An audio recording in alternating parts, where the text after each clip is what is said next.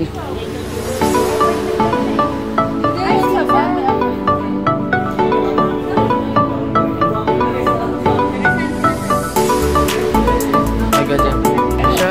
guys. Dapat matry nila yan kasi meron niyang sati. Shoutout kay Mayor.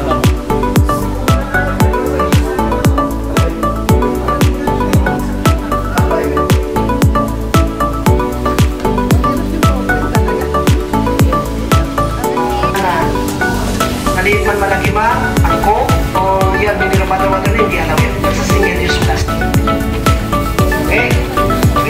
Plastic, baso na plastic, yung sa bahay, tayo nyo, kasama plastic, sa reusable. Okay? Kaya sir, baka may mga kasama kayo.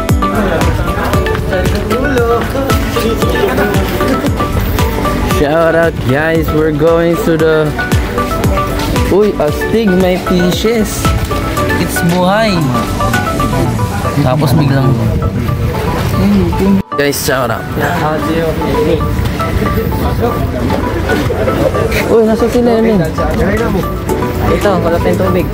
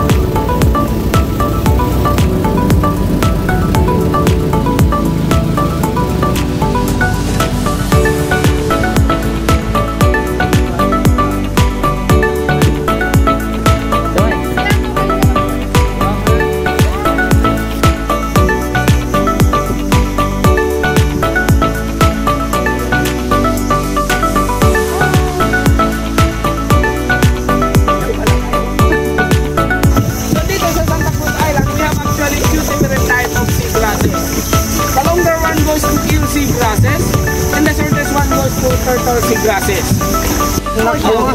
Ano ko? Kung si Santa Cruz Island ay tao at nagkaroon siya ng Facebook account tulad ni Sir, ang kanyang profile picture po ay pinky sa buwangin. So yun pang madalas natin na mapansin sa social media, yung pagka-pinkies ni Santa Cruz Island. Pero ang sentro ng kanyang pagkatao o the center of ecosystem na tinatawag natin, is the lagoon. Dito kasi sa lagoon, matatagpuan natin yung mga iba't ibang species. So kasama na po dyan yung pagkawan natin,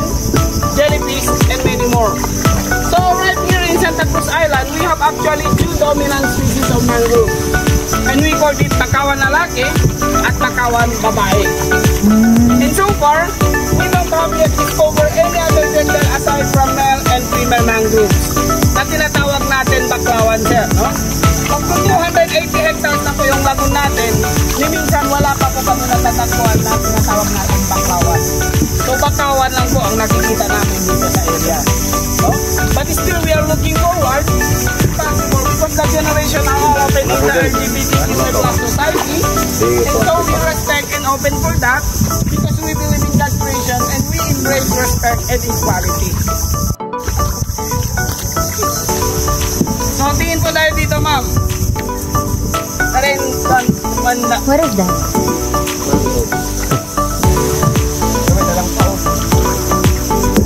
So tingin tayo dito para malaman natin na kung saan or kung ano ang itsura ni bakawan babae compare sa lalaki. So for the female mangroves, we can easily identify through their leaves. Palapad po siya, ma'am. And then broad. And then we got to look with its flower distribution. A female mangrove has a multiple flowers. Eh kung baga mapulaklakin lang po yung bakawan babae compare sa mga lalaking bakawan. Oo. So dito naman tayo sa bakawan lalaki. So for the flowers, once it's matured, it will become into a propagule. So yan na po ang nagiging resulta ng mga flowers ng mga bakawan natin, no? Once nagma-mature na siya, nagiging propagule po yan. At yan po ang isa sa mga seedlings ng mga bakawan natin. And then yung propagule po ng bakawan natin, once nagma-mature na siya, nagiging marupok din po yan, sir. At madaling ma-fall. No? And then pagkahulog ng propagule, mapapansin natin yung very pointy tip of the propagule, which is the single leaf of bakawan. Kaya normally, kung yung si bakawan lalaki dito sa likod, lalaki din po yan lahat.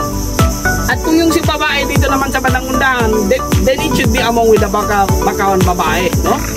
But unlike within this case, and out of 280 hectares, ito lang po yung natatagpuan namin na nagkasama si bakawan lalaki at si bakawan babae.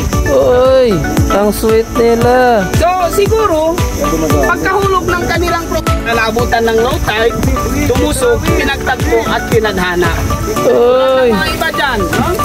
Kaya minsan may mga turista din kami na sobrang kulit at wala pang forever, siguro tulad ng mga kasama ko. Eh nayaan din namin yan para humawak sa bakawan na tinutukoy natin, no? Which is yung belief ng iba, eh baka mahawaan daw sila in terms of love life. But then again, maswerte din po sila, sir, na hindi nila nahawakan yung bakawan kanina, which is yung kinatatakutan natin kasi, eh baka yun po ang magiging forever ni sir. Yung si bakawan. No? Baka ayaw na ni sir sumama sa atin doon sa labas. So sana wag na lang daw. Bawang paiwan na. Oo. Tinatawag natin na crop root system.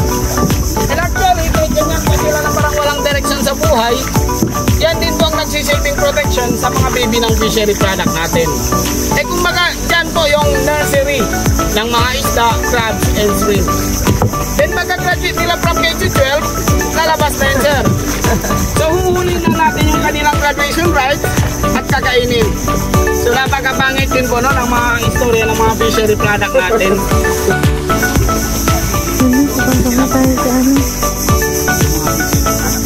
Kasali na po doon yung mga coral snakes, yung mga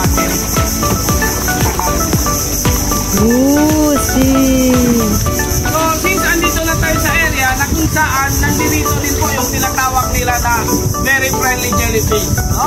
It is also known as the upside down stingless jellyfish. Buwan, sumilong kita ni Mari. Sumilong kita Mari Papan. Ngayon, kasi kanina pa napansin ko itong si ma'am, parang may something hinahanap siya. Sino po? Kayo ma'am. So wala po tayong buhaya dito ma'am. Kasi nakikita ko si ma'am parang aware sa mga bakawan. Ever since din po kami nakatira dito, since birth, andito na kami sa island, pero ni minsan wala pong nangyari sa amin yung mga ganyan tragedy. No? Uy. Ala, oy. Okay sir. Para magumpleto ko yung Baba mo yan. So i-grab na natin yung opportunity.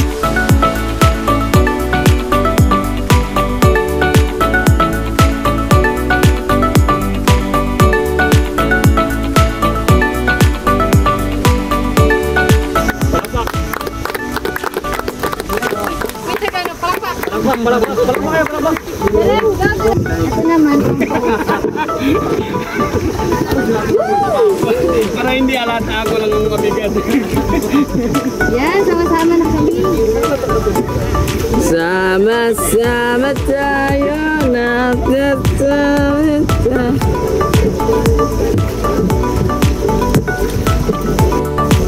Ayun guys, nag-harvest po kami ng anong tawag dito guys? Lato. This is rich in antioxidant. So, bagay sa katulad ko, hindi ka ma-aksidente dito. May antioxidant ka na. Wala nakita yung insurance dito kasi antioxidant eh. So,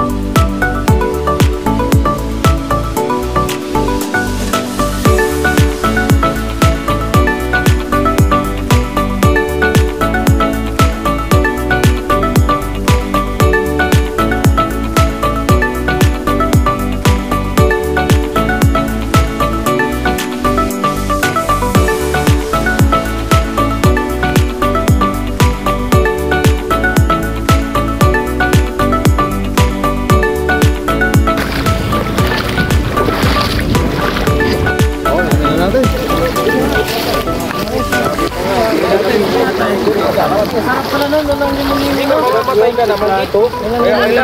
Ilang mo imo.